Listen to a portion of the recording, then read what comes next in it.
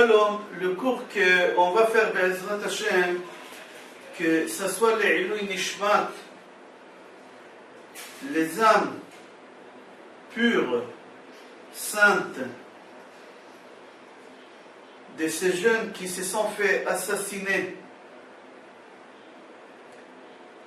avec une cruauté par ces Reshaim Akhzarim, Imar Shimam Vezichram, des bêtes, des sous-hommes. Le cours qu'on va faire Be'ezrat Hashem, ce sera pour la mémoire et les Ilui Nishmat, la révélation de l'âme de Naftali Frankel, Zecher Tzadik Bekadosh Livracha, 16 ans. Gilad Sha'ar, Zecher Tzadik Bekadosh Livracha, 16 ans. Eyal Ifrach, Zecher Tzadik Bekadosh Livracha, 19 ans. Que Dieu repose leur âme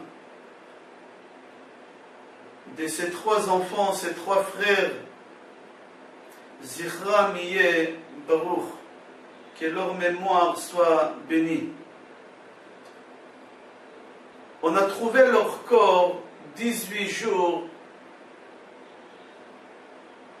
après leur disparition. Et on a fait les comptes.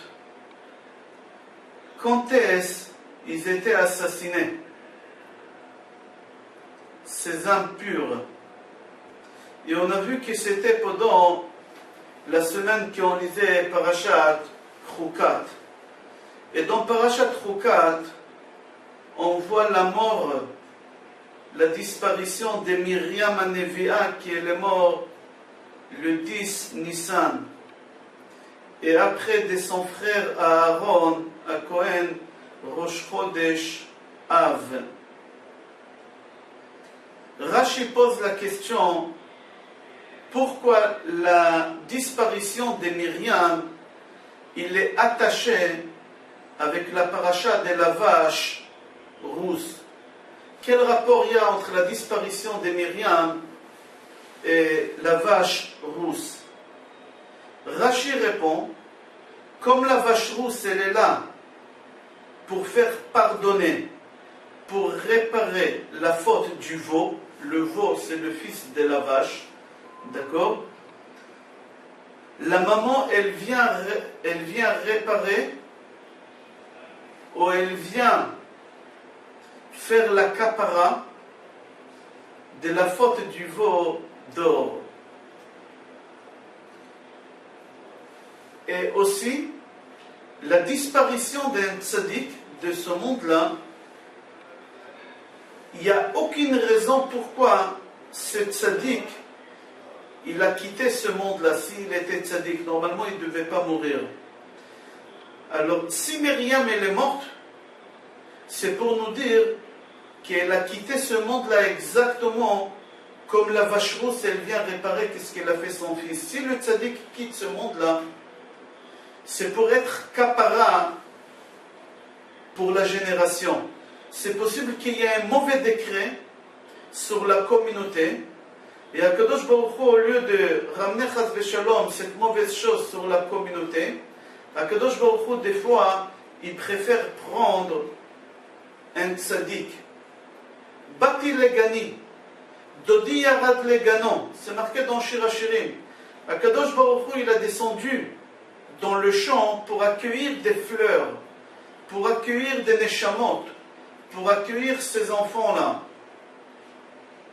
Pour la simple raison, parce qu'il y a un mauvais décret qu'il y a eu sur la communauté dans les ciels, et au lieu de ramener ces mauvais décrets, Akadosh Baruch Hu, il choisit les meilleurs pour les prendre.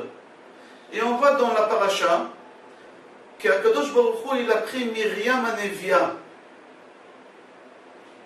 Plus loin dans la paracha, on voit qu'Akadosh Baruch Hu, il a pris Aaron à Cohen, et c'est pour ça on voit que la paracha de la vache rousse, elle est juste à côté de la disparition de Myriam, pour dire si Myriam elle est partie, c'est pour annuler un gros décret, un grave décret qui a été sur la communauté.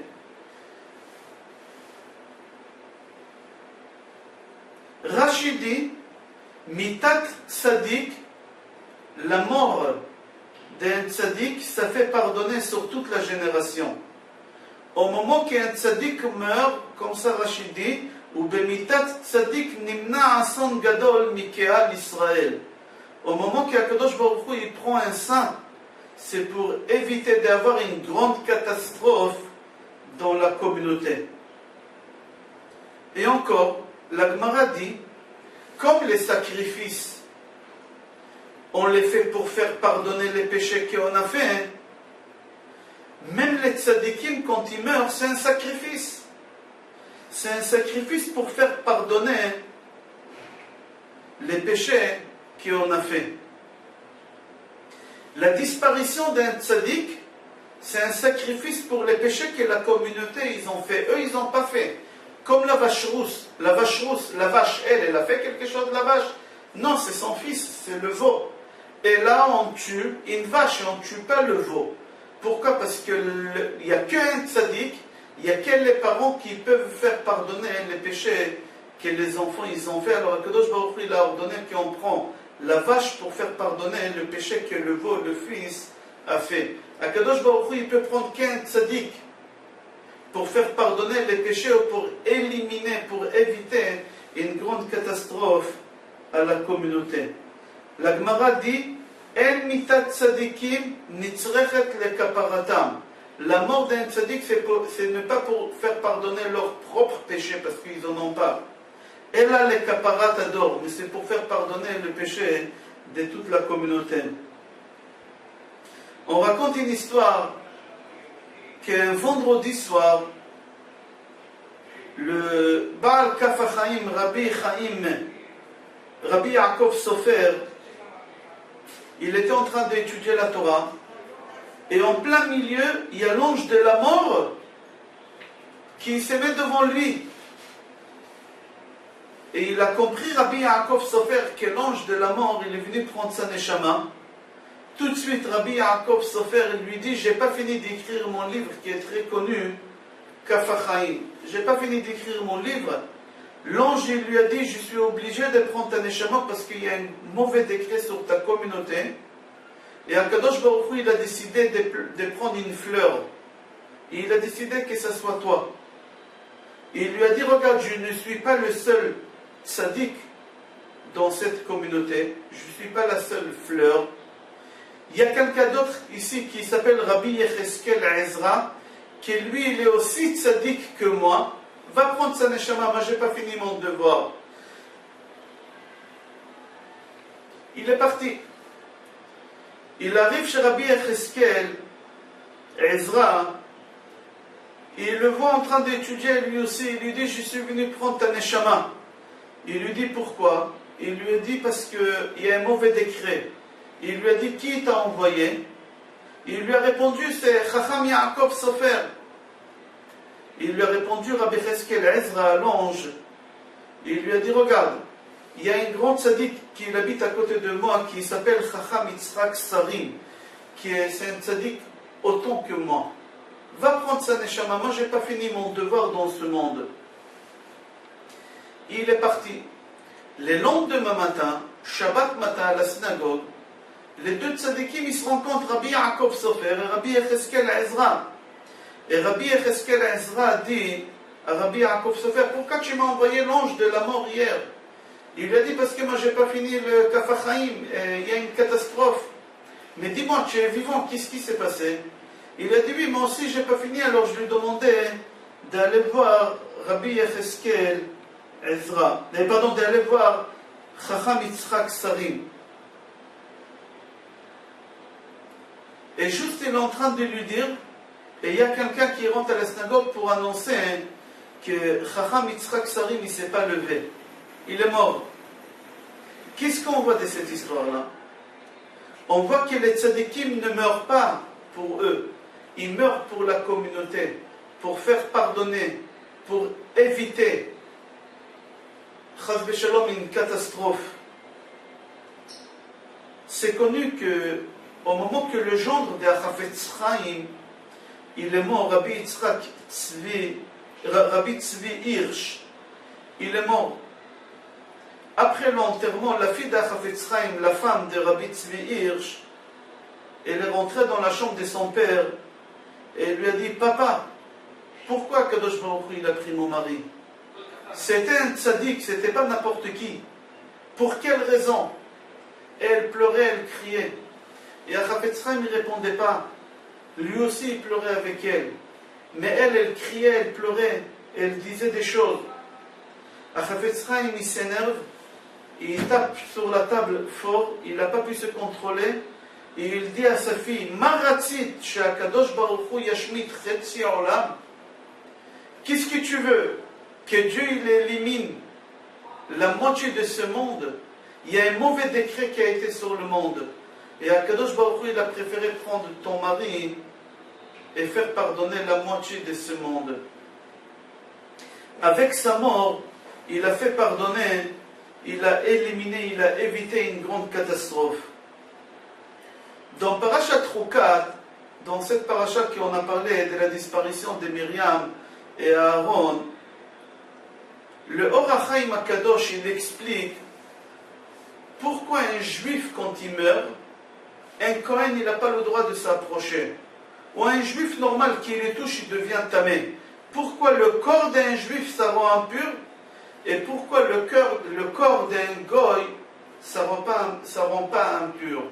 Un Kohen ne peut pas rentrer dans un cimetière juif, mais un Kohen peut rentrer dans un cimetière non juif. Pourquoi?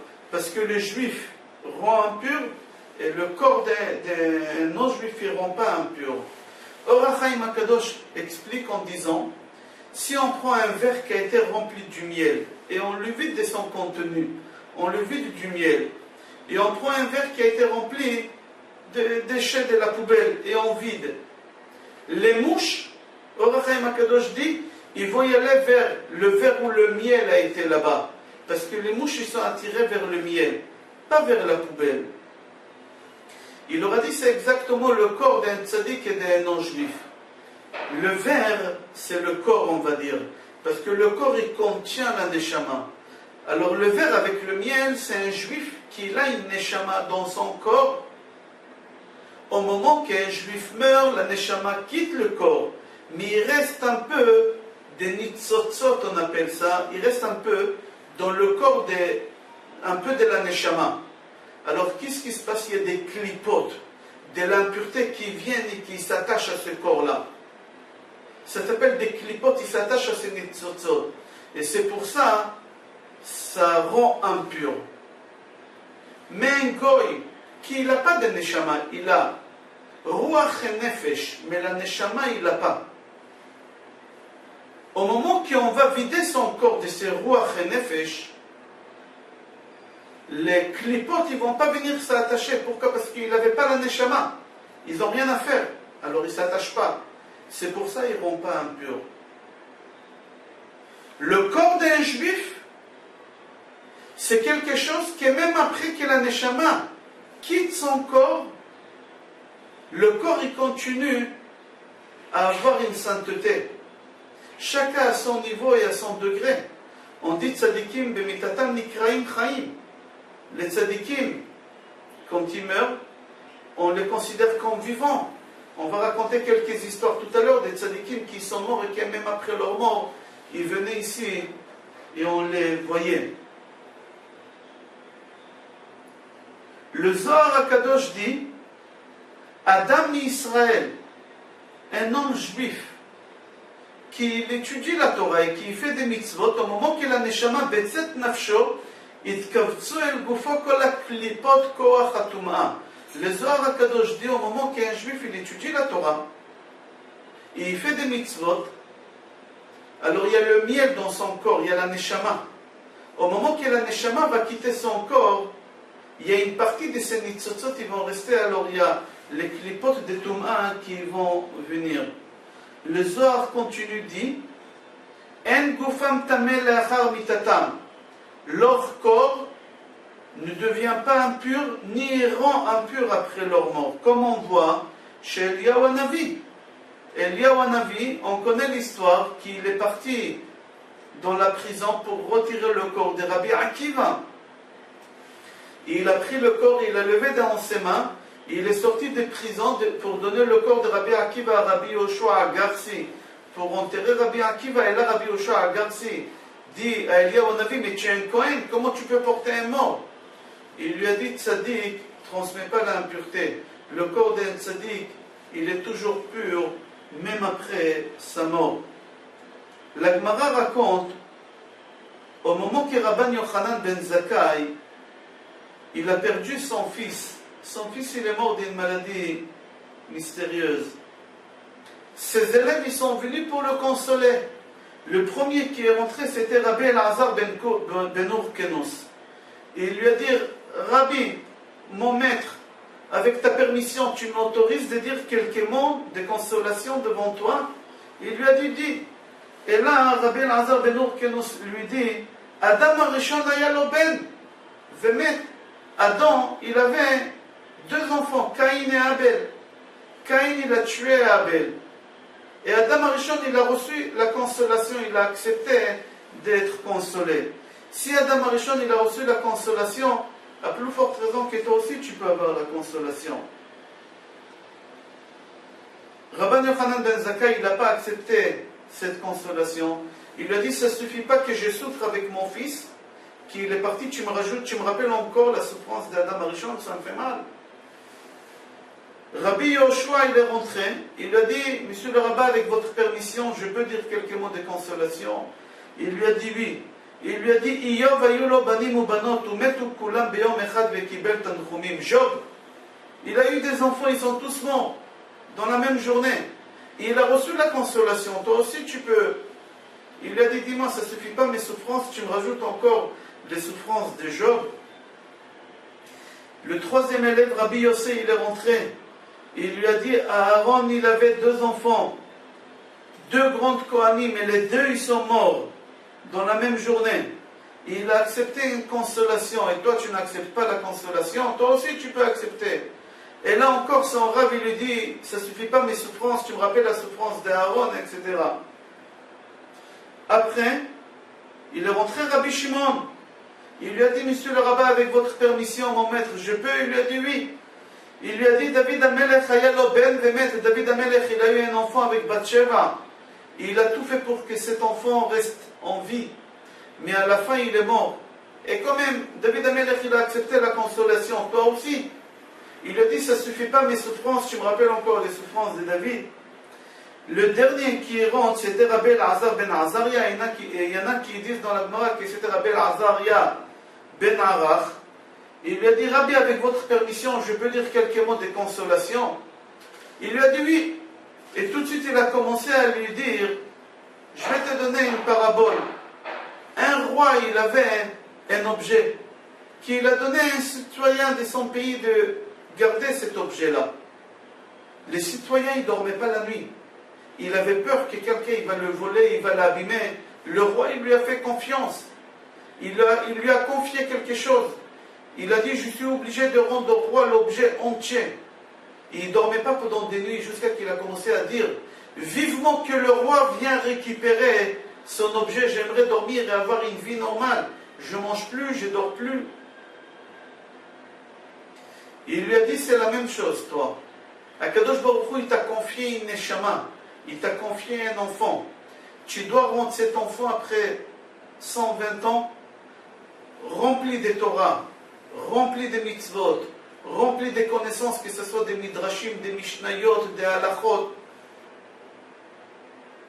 Et dis merci à Kadosh Baruch Hu que tu as pu lui rendre la chose qui t'a confiée intacte.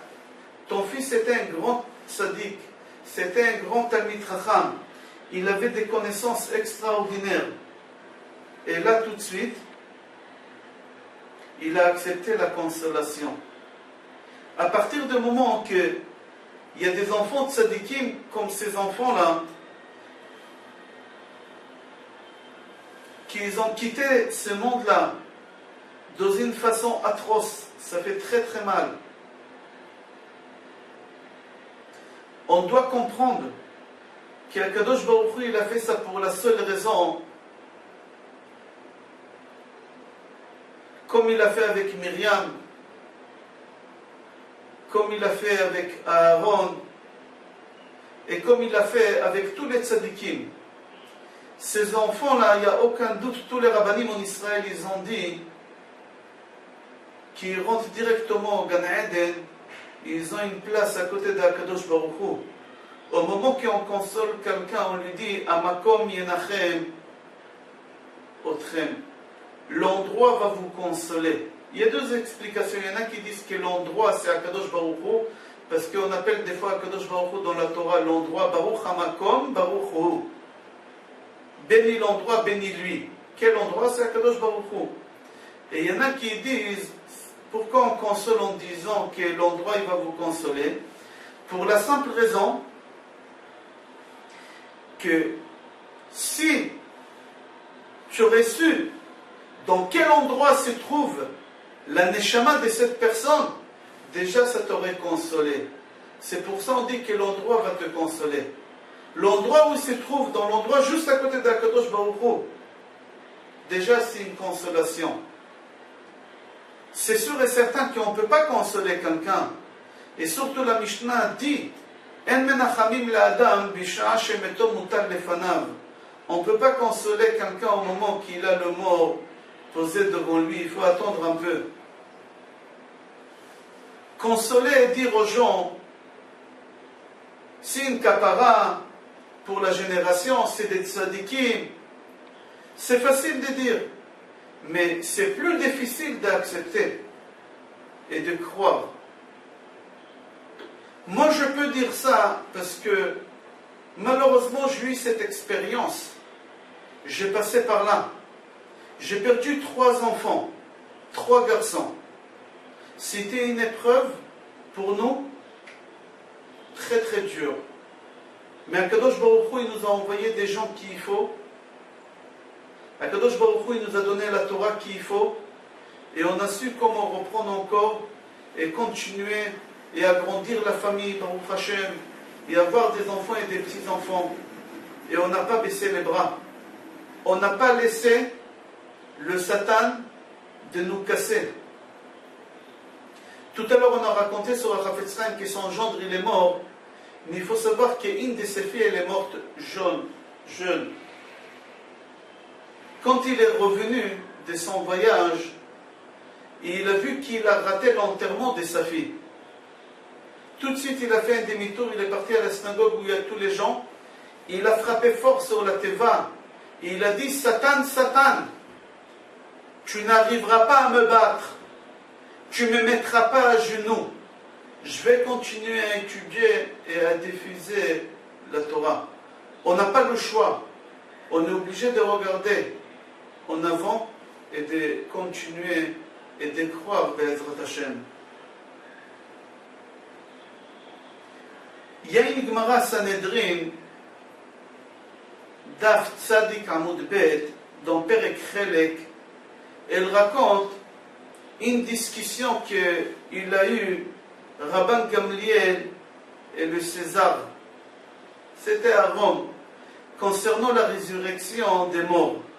La question était, ils avaient 2 questions là-bas, la Gemara rapporte. La première question que César a demandé à Rabban Gamliel, est-ce que la création ou la naissance d'un enfant qui vient dans ce monde d'une goutte est difficile, ou ressusciter un mort c'est plus difficile? Qu'est-ce qui est plus difficile pour la personne qui gère le monde? Comme ça il a dit César. Qu'est-ce qui est plus difficile? De faire un enfant d'une goutte, ou de faire la résurrection, Triatametim? Il lui a dit c'est possible de ressusciter un mort. C'est possible que ressusciter un mort c'est plus facile. Ou c'est possible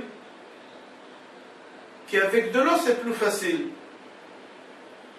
Deuxième question qu'il lui a demandé, comment c'est possible qu'un corps qui était là, qui a pourri, et qui est devenu de la terre tu es, à la terre tu retournes, comment c'est possible que de la terre, Dieu peut recréer le corps à nouveau? Faire Triat Amitim, comment c'est possible? Rabban Gamliel, il a voulu répondre, mais la fille de César, qui était très très intelligente aussi, elle était à côté, et elle a dit à Rabban Gamliel, avec ta permission, est-ce que je peux répondre à mon père? Rabban Gamliel, il lui a dit oui. Et elle a dit à son père, papa, dans la ville, il y a deux menuisiers. Il y a un menuisier qui peut te fabriquer une chaise avec de l'eau. Et il y a un autre menuisier qui peut te fabriquer une chaise avec une chaise qui est cassée, avec des bois. C'était une chaise qui s'est cassée et fabriquée avec ça. Qu'est-ce qui est plus difficile, de fabriquer une chaise avec de l'eau ou de fabriquer une chaise avec une chaise qui était déjà cassée? Il lui a dit, c'est évident que fabriquer une chaise d'une chaise qui était déjà cassée, c'est plus facile. Il lui a dit, papa, c'est exactement la même chose. Faire la résurrection des morts d'un corps qui était corps et de le rendre corps à nouveau, c'est plus facile. La question, elle ne se pose pas. Alors si Dieu, il arrive à faire une chaise avec de l'eau, à plus forte raison qu'il pourra faire une chaise avec des chaises qui est cassée. C'est-à-dire, si Dieu peut créer un homme avec de l'eau, à plus forte raison qu'il peut faire la résurrection des morts. Alors tes questions ne se posent pas.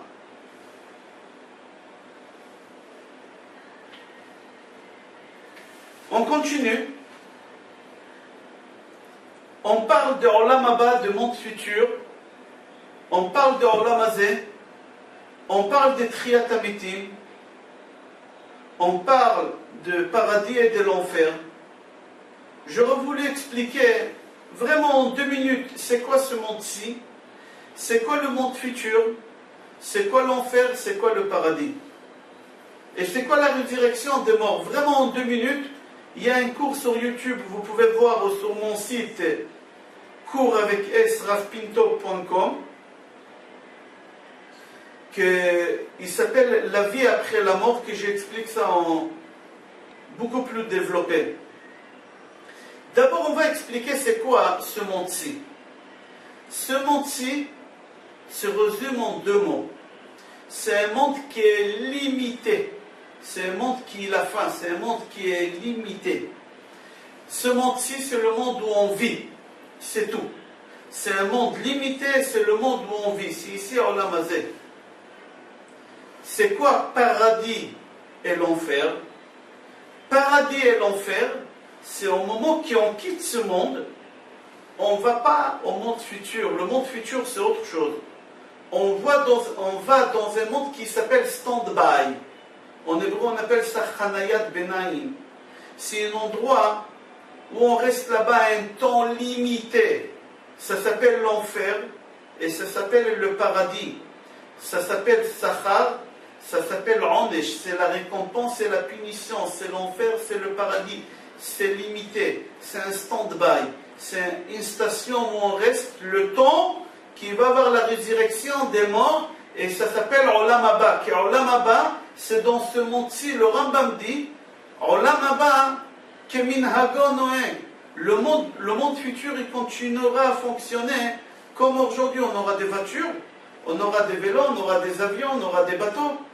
Tout ce qu'on a aujourd'hui, qu'on voit, on aura exactement la même chose, mais au mieux, mais sans maladie, sans souci, sans problème de parnassa, sans problème de santé, sans la mort.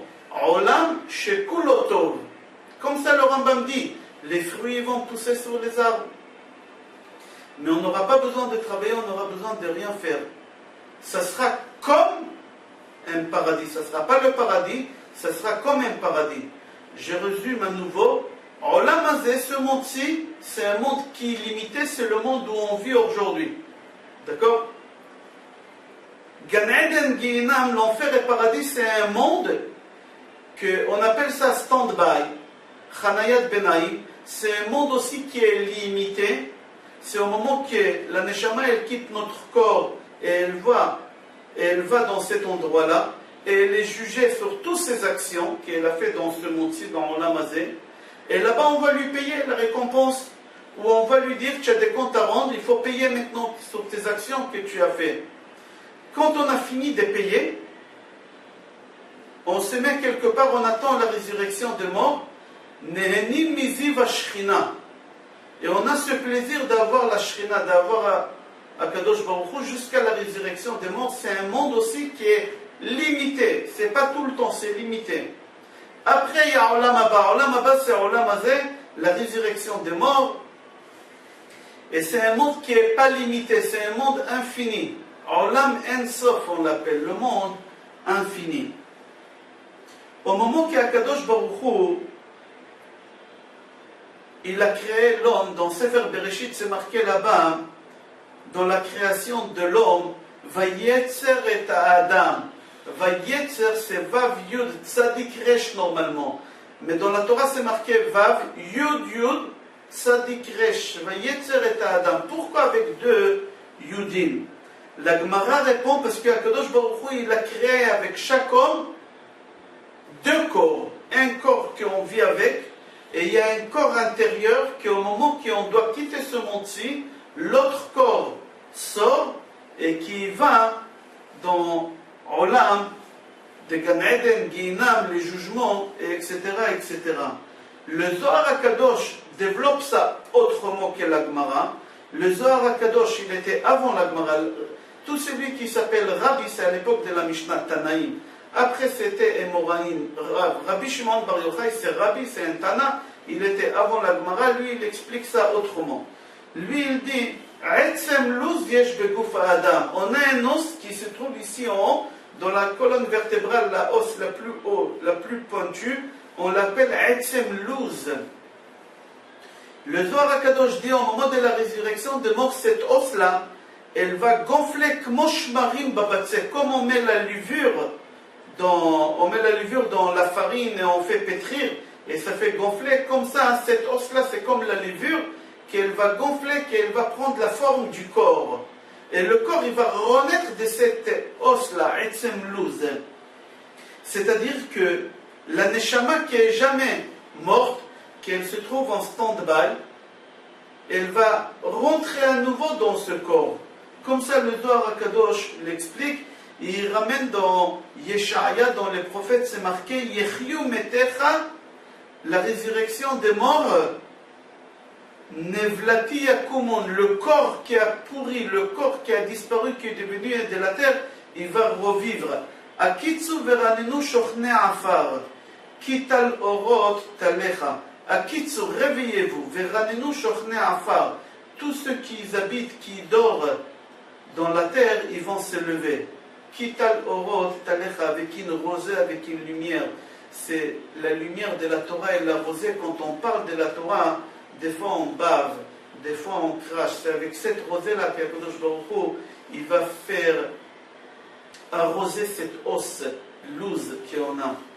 Encore, c'est marqué dans le prophète, Astipakachna ene ivrim veozneem. Alors là, que celui qui est mort aveugle, celui qui est mort sourd, celui qui est mort avec une maladie, qu'on reconnaît son corps, son bras, son jambe, il va ressusciter exactement la même chose. C'est pour que les familles se retrouvent. À partir du moment que les familles se retrouvent, Malach Raphaël, il va passer, il va guérir tous les malades. Comme ça, le Navi dit Aste pakachna, aine ivrim veoznem, etc. C'est-à-dire, on se retrouvera tous dans un monde qui est limité, qui n'a pas de maladie et qui n'a rien de mal, que de bien. On appelle ça Olam Shekulo Tov. Et Be'ezrat Hashem, on prie pour les trois enfants qu'on a cités au début des cours, Naftali, Frankel, Zecher Tzadik Vekadosh Livracha, Gil, Ad, Sha'ar, Zecher Tzadik Vekadosh Livracha, Eyal, Ifrach, Zecher Tzadik Vekadosh Livracha, qu'Akadosh Baruch Hu repose leur âme en paix, Be'ezrat Hashem, et qu'on se retrouve tous, Be'ezrat Hashem, très prochainement, avec la délivrance finale, la construction, Be'ezrat Hashem, des troisième Beth Amikdash, que le Mashiach y vient et qui se dévoile et que Be'ezrat Hashem il nous annonce la venue de Mashiach Bekarov Mamash. Tiye Nishmatam Tzrura Bitzror Achaim. Kol Tov.